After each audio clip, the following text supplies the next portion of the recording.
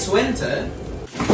And you know what that means? It's Christmas apparently, and every Christmas I watch a certain movie. A movie that's close to my and many other people's hearts. Just forgot what it was called. Ooh, Home Alone! That's the one! Home Alone, a franchise that's dear to probably half of the world's population at this point, and with franchise I mean the first and second movies, cause the rest of them go from okay in the third movie to who wrote this in the last two. And they're making a sixth one, I can't possibly see what could go wrong. Let's do a quick overview of the story of the first and second movies to start. A 10-year-old boy named Kevin McAllister, who lives in a family of a whopping 14 people, is supposed to go on vacation with his family, but is forgotten due to some very convenient things that happened the previous evening. Two criminals, Harry and Marv, that call themselves the Wet Bandits, try to break into the house that Kevin is now in. He defends the house with a ton of extremely dangerous traps that somehow don't kill Harry and Marv, but get them arrested. The second movie is largely similar to this, but Kevin took the wrong flight and ended up in New York. These are really cheesy movies, and they're probably mostly liked because of nostalgia.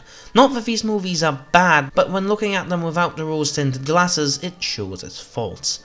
However, like every even slightly successful movie, Home Alone got a movie tie-in game, but it seems like they took inspiration from the Harry Potter games and decided, let's make way too many of these. There's an NES version, a Super Nintendo version, a Mega Drive version, a Master System version, a Game Boy version, a Game Gear version, a Amiga 500 version, and a PC version.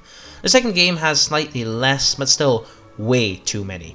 I'll be taking a look at all these games and judging them on my trusted and completely irrelevant 9 Sandal scale. Oh, and don't worry, these games might all look identical, but they play completely different. First we have the NES game. You surprisingly play as Kevin and you're home alone. So far so good. They're Harry and Marv. Oh god, run. These guys are fast and want Kevin dead for some reason. In the movies they're here for the valuables that are inevitably inside of a house of 14 people, but here they follow you to the end of the earth. The gameplay, if you can even call it that, is to grab stuff from around the house and place them down to avoid the burglars.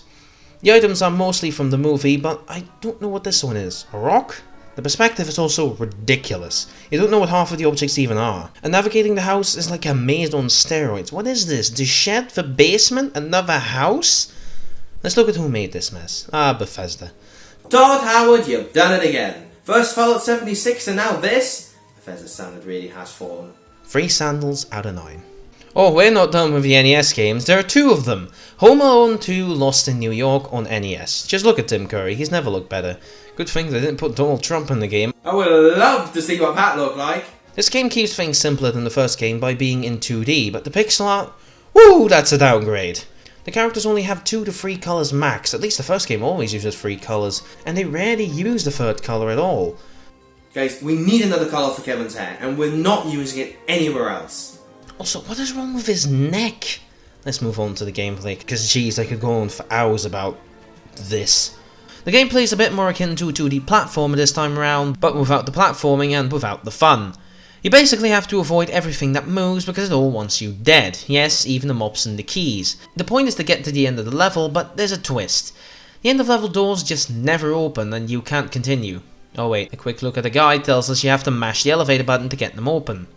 What's the point of this? Yeah, you do this in real life, but this is a video game, just have them open immediately. 2 sandals out of 9. At least that was it for the NES titles. Now we get to Home Alone on Super Nintendo. Man, this game is already a lot better. You can actually see that this is supposed to be Kevin.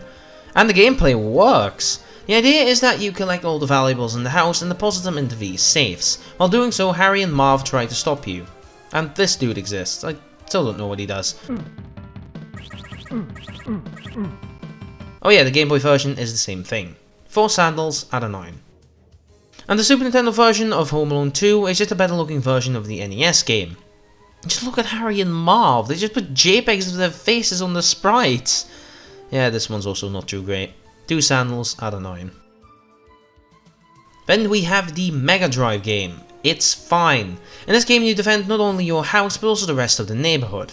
You start outside on a sled and can go into different houses. When you go in you can place traps. Then you need to get all the valuables from there to make sure that Harry and Marv don't grab them. Yes, you become the burglar. It's probably the most fun one so far, but that's still not saying much. Though, if there's one I could choose as my favourite, it'd probably be this one. And the Game Gear version is the same thing in 8-bit. 7 sandals out of 9. The Mega Drive version of the second movie is the same as all of them, a linear platformer-esque game that is again fine and is an accurate rendition of New York. But there isn't much to this one in my opinion. 6 sandals out of 9. Broke made this. Good, I guess. The Master System game is more of an arcade game. Try to get the highest score you can by collecting valuables, shooting Harry or Marv, or getting the dog to hit them for you. Yes, this is the only game that has a dog, and just so you know, the movie doesn't have a dog. 3 sandals out of 9. The Amiga and PC games are the same with the PC version, just looking a tad better in some instances. You set traps around the house before and while Harry and Marv are invading, and you win when you knock both of them out. It's nothing to gloat at, but still pretty okay. 4 sandals out of 9. But then we get to the PS2 game. You'd think that because this was released years later in 2006 and on the most successful home console of all time, it would be better, right? Well, you'd be kinda right. It's probably the closest any of these games get to being fun. You go around different levels to close all doors on the perimeter and kill all the burglars. There are actually more than just Harry and Marv, like Bob and Vinny. Also, the main characters' names are really lazy. You have Kevin from the movie, that makes sense. Kelly, okay, that's not very creative and she's not from the movie. Carl, okay, he's also not from the movie. And Carly, oh god damn it. Also, the art for this game feels like they took the concept art and just rolled with it. Like, I could make something better than this. And the first few levels take place in the garden in summer. This is a Christmas film that is literally called Home Alone. 4 sandals out of 9. I actually almost forgot to talk about the Game Boy and Amiga versions of the second game. The Game Boy game is the same as all of them again, an action game focused on linear levels, but the Amiga version is actually slightly different because you need to think on your feet to get rid of Harry and Marv who are constantly following you.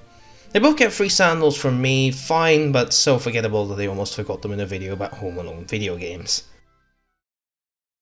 Well, there you have it. All of the Home Alone video games. If there's one that I would actually recommend, it'd be the first game on Mega Drive.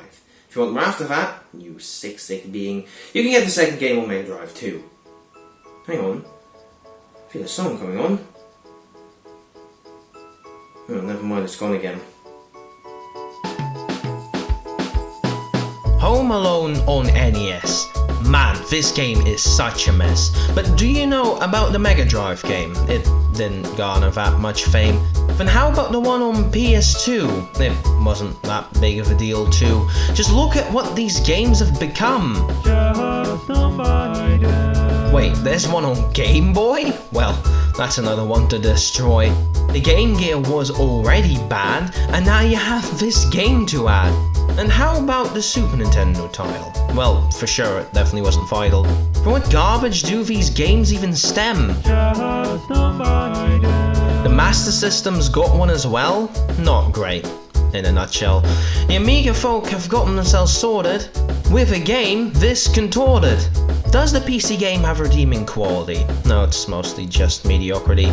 These games are just too bad to condemn.